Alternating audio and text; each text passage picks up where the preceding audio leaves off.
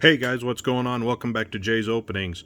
Today I'm going to be starting part one of probably an 8 or 9 part series where I show off my Big Mac PC. So so far we have 8 binders, plus then I will show all of the figures and all the oddball stuff that I have Mark McGwire on. So you'll see here, we'll start with the very first binder. This will be the 1985 to 1991 years.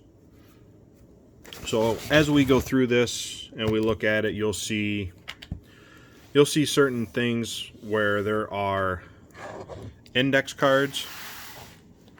That is because I have those particular cards either in a PSA grade or in my box of autos and relics and stuff like that. So first thing you'll notice here, you'll see everything is tabbed and labeled. Like the very first page here, this is the 85-86 years. You'll see a gap right here where there's 2 missing cards. That is because according to the trading card database, there will be 2 cards before we get to the first card that I have. So this is the 84 to 91 Champion of Galleries, and this one is actually the Chong Modesto A's number 17 error card where they misspelled McGwire's name. And you'll see there is the corrected spelling, which I currently have. It is right here. So then we've got the iconic 85 tops, and then we also have the 85 tops Tiffany, which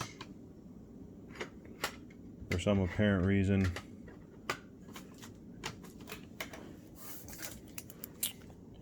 there it is right there. This one is an SGC graded Tiffany. And then the Burger King card, which I have somewhere in this mess of stuff. And then the Huntsville Stars All-Star. So then we get to the 87, where you'll see on the very first page the lone card I have is the Double Trouble. This is the cutout version, and a bunch of missing cards there. A lot of 87. That'd actually be filled with the Barry Cola cards that I've got now. I've got to get those put away. But you'll see a lot of cards, depicting McGwire, and they are all in order based off of the trading card database checklist. So, and some holes missing because then back in 87, 88, there was a lot of cards made that were not licensed by MLB. And then next year we'll get to 1988, which is going to be the same. You see a bunch of empty pages based off of unlicensed cards. All of these Action Superstars and stuff like that are a lot of cards that were unlicensed by Major League Baseball. Then you get to the 88 Donruss, which you have the standard ones. Then you have the factory set variations. You'll see the border variations. Team book, which I have on my shelf. A bunch of 88 Fleer, the glossies, stuff like that. Fleer Mini. And a lot of the MSA discs, which I'm missing a bunch of. Same with the O-Pee-Chee stickers. Panini stickers, and there's a lot of holes and there's a lot of missing cards, but that's the fun of this, is going through and trying to plug those holes. So see there, you'll see the Tiffany's on the back there. I don't have the regular edition Tiffany just yet. Still working on that one. And then we get into all of the different variation of the top stickers. You'll see all of the different variants on the back. Whole bunch more of them. Still missing a bunch of the stickers. There are so many of them. And then this would be, and then I've got one lone one down here that's not on the trading card database checklist. O-Pee-Chee with Jody Davis on the back. Then we get into the 88 stars, subsets. There was yellow, green, aqua, and then there was also a glossy variation made of each of these. And then obviously different promos. So like here, this is actually the Davis McGwire subset. These are just the McGwire cards. I don't have the Davis ones. And then also you'll see here, these are the glossy variation of that. There was only 1,000 of them made. This one is set number 40. And then we get into some oversized stuff. The Granada sticker, postage stamps, and then the Super Diamond King. And then we get into 1989. And again, we're still missing a bunch of the non-licensed products. Here we have the 89 Bowman, the 89 Bowman Tiffany. Bunch more of the classics that I'm missing. The Grand Slammer set, which there was different color variations to all of them. The red purple was the hardest one for me to find. But fortunately, one of my guys in the McGwire group, Facebook group that I'm in, happened to have a duplicate of it. And we get into 89 Fleers and the Tiffany's. And basically anything and everything they could get to put McGwire's name on, they did. We get into the Mother's Cookies, O-Pee-Chees. Still missing a bunch on that page. And then we get the Pepsi edition, special edition. Pro cards, Panini stickers. Then we get into the tops areas. We got the flagships. Don't have any of the Tiffany's of them just yet. Got the double headers, the McGwire coins. Then we get into the top stickers, which again have multiple variations on them.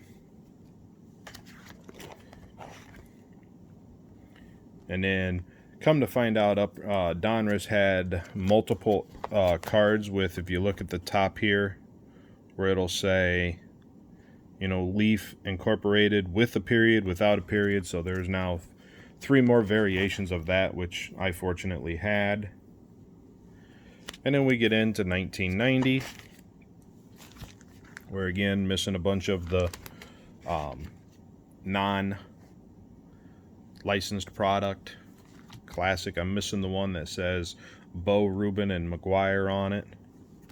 And then you have the error card of the 90 Donruss, the corrected version. And come to find out that Donruss did the same thing with those as they did. The other ones had the Leaf Incorporated, plus then the Leaf with and without the periods. We got Fleer with the boxes, and then I got my one lone Fleer Canadian down here. Still missing the regular base. Starting lineup, cards, Mother's Cookies. And then we get down here to the tops. Don't have the Tiffany's on them yet. Scores, another Starline, little subset. And then we have the regular base. Oh, this back one, this one might have been an O-Pee-Chee then.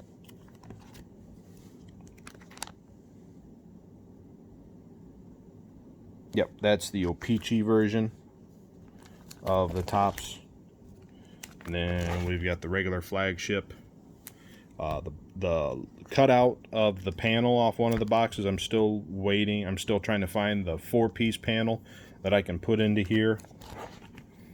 The tops heads up, which is actually in the back here. The upper deck errors. And then here were the rest of the variations from the 90 Donruss. I don't have those up front here yet. I've got to go through and rework all of them. There's the big head, the tops heads up. And then we get down here to 1991. Again, Whole first page pretty much is all the non-licensed stuff. And then, you know, Donruss again had the leaf incorporated without the period variations, factory set variations with the borders. You'll see the 91 Fleer, which had 2 different variations of the way the text on the back was. Some more licensed product stuff that I'm missing. Then we get into the Panini stickers and Score Stadium Clubs. And we've got the error card, the base, and then the dark logo variation, which you'll see on the back. It's really weird how they did that. And then we've got the Desert Shield version. I do have the 91 Topps Tiffany. For some reason I don't have it listed here in my book. I'll have to get that made up and written in. And then the last page here, there's another variation to the Grand Slammers that I did not have back on the other ones. And then these 4 slots right here are actually the 91 Upper Deck. They're the hologram variations, the baseball, and then the crossed hockey sticks as they call it. So I don't have those just yet. So really that's it for binder number 1. Like I said, I'm going to be doing kind of like a little mini series here where I will be basically, you know, highlighting a binder a week to show off the PC. I'm actually kind of glad I'm doing this because there's a bunch of cards in here that I, for some apparent reason, don't have cataloged. I don't have the cards written in for them, so I got some work to do. Hope everybody's having a good Thursday. And we'll see you guys next week with the next live episode. Talk to you later, guys. Bye.